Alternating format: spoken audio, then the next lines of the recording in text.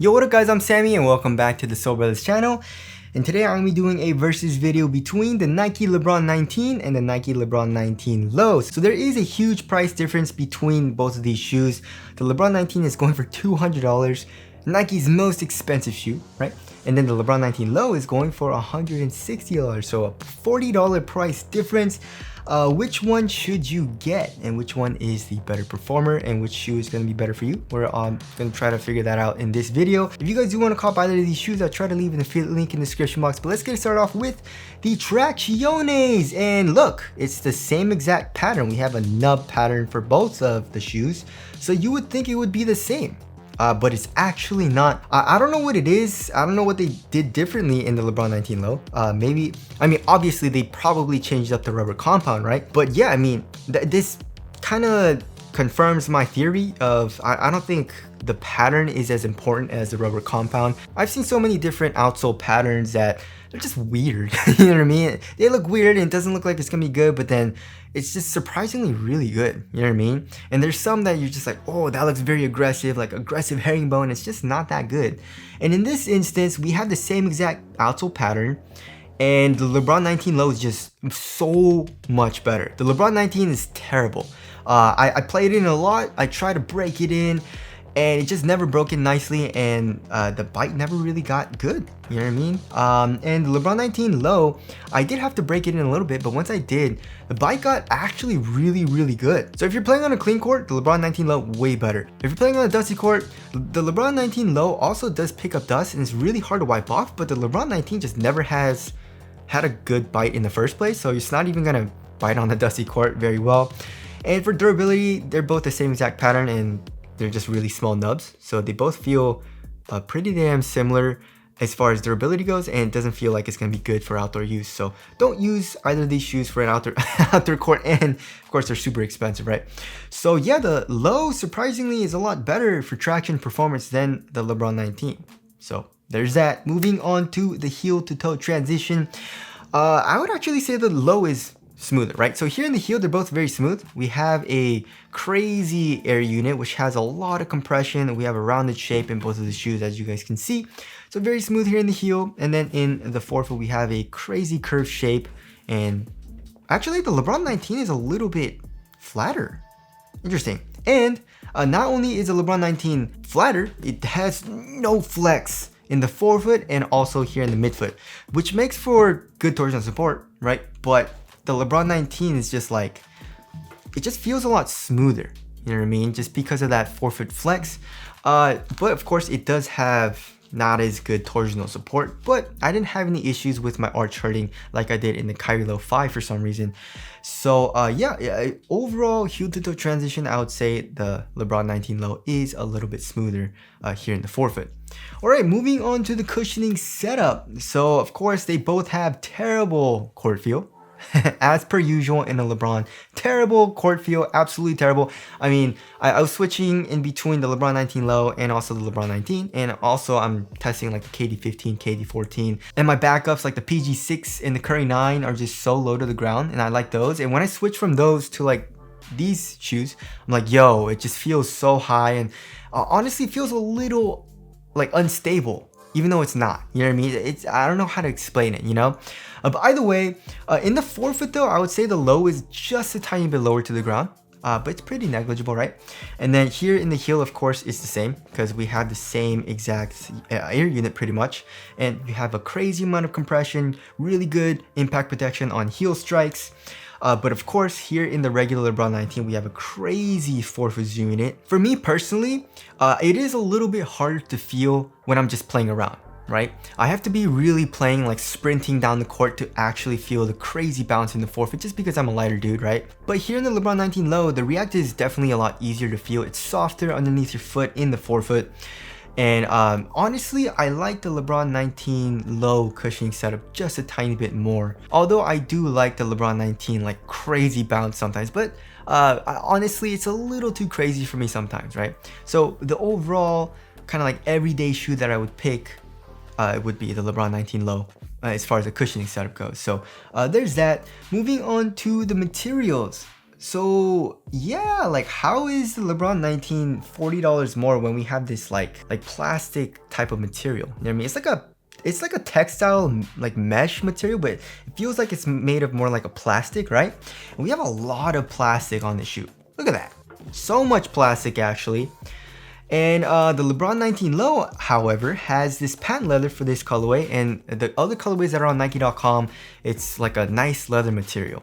So yeah, just on the forefoot material, I would say the LeBron 19 Low is better. And also, I like the mesh, like open mesh here in the LeBron 19 Low a little bit better. And as far as like the thickness goes, actually the LeBron 19 feels just a tiny bit thinner.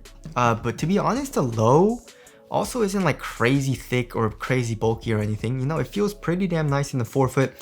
And here in the midfoot, it's just way thinner. Look at that, so much more minimal. And then the LeBron 19 is just like, you have this plastic wing and it has a little bit more rigidity to it, I guess, if you want a little bit more support, but honestly, I like the Low better. And then for the tongue, they both have like pretty minimal padding. Actually, the regular LeBron 19 has way less padding, and we have these like air units in the tongue, which don't really do anything. It doesn't add to the comfort at all. And also, another crazy difference is the Achilles pillows. The LeBron 19 actually doesn't have Achilles pillows. And then the LeBron 19 Low has crazy nice foamy Achilles pillows. So the sexy time, you know what I mean? So honestly, quality-wise, the Low's better.